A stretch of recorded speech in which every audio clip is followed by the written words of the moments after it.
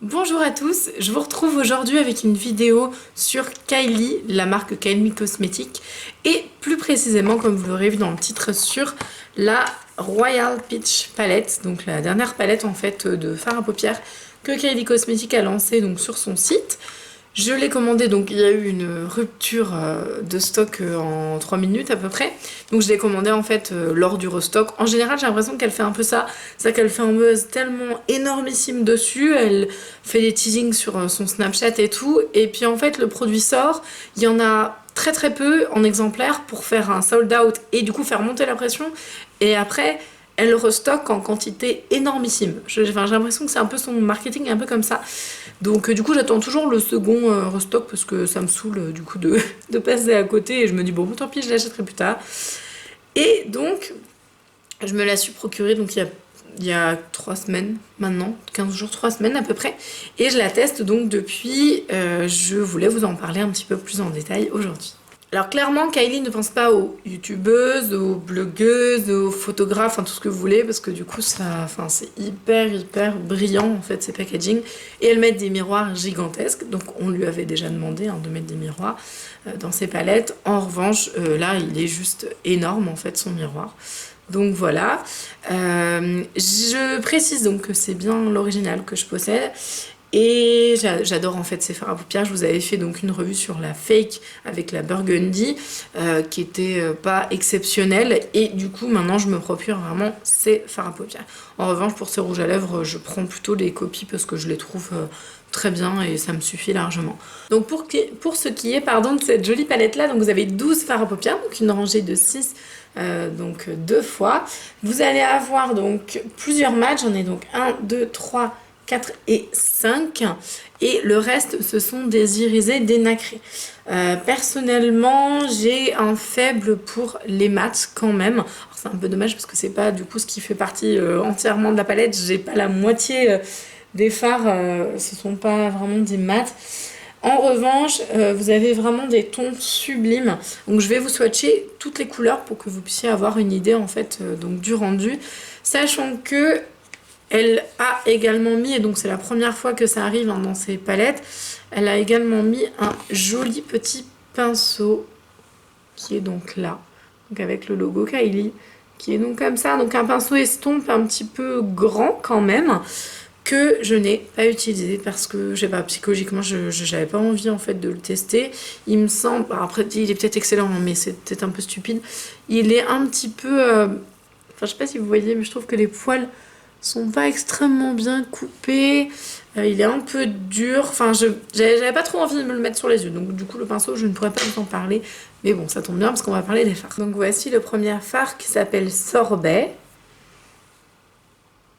qui est très clairement un de mes favoris, je le trouve vraiment très joli, il y a un beau pigment, il s'estompe très bien, voilà, j'aime beaucoup Sorbet. Ensuite vous avez Seashell, qui est donc un irisé avec des tonalités un peu entre le brun et le rosé.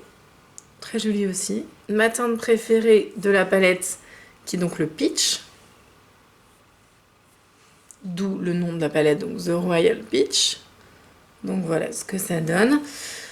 Ensuite, vous avez le sublime fard. Il est vraiment trop canon celui-ci. Je l'aime trop. Il est superbe. C'est donc Royal. Donc ce bleu là, complètement hallucinant et hyper pétant et un petit peu poudreux. Donc voilà. Ensuite vous avez le fard Queen Bee, qui est donc également un métallisé, qui est très joli je trouve en pigment. Il est très beau celui-ci, le Queen Bee. Et pour terminer la première rangée, vous avez le fard Duck, qui est également un très joli métallisé, mais un peu plus discret. On voit moins le fini un peu métal. Voilà ce qu'il donne sur les dos. On verra peut-être les deux là. Non, on les voit pas très bien.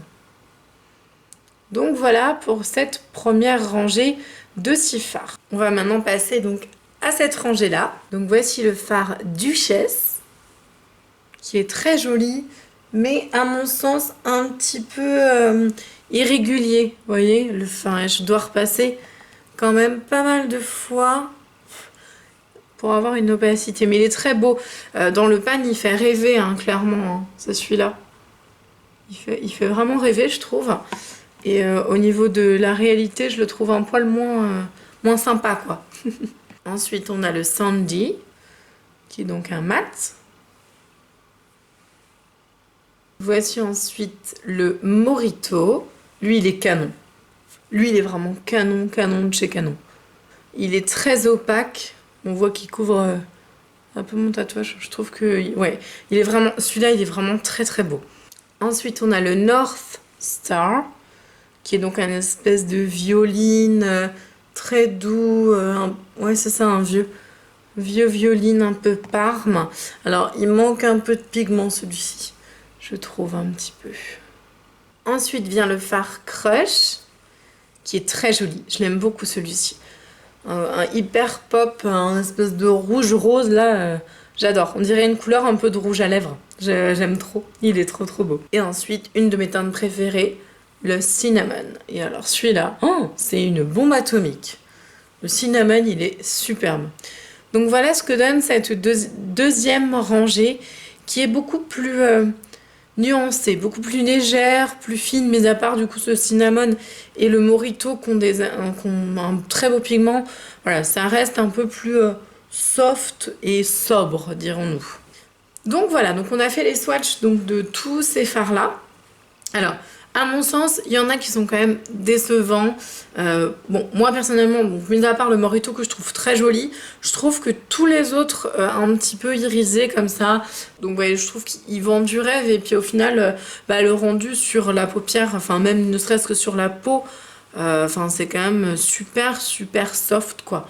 Donc je trouve que c'est un peu dommage. Cette palette là manque de pigment, manque d'intensité. Ceci dit, vraiment, j'ai un énorme coup de cœur pour les fards mat.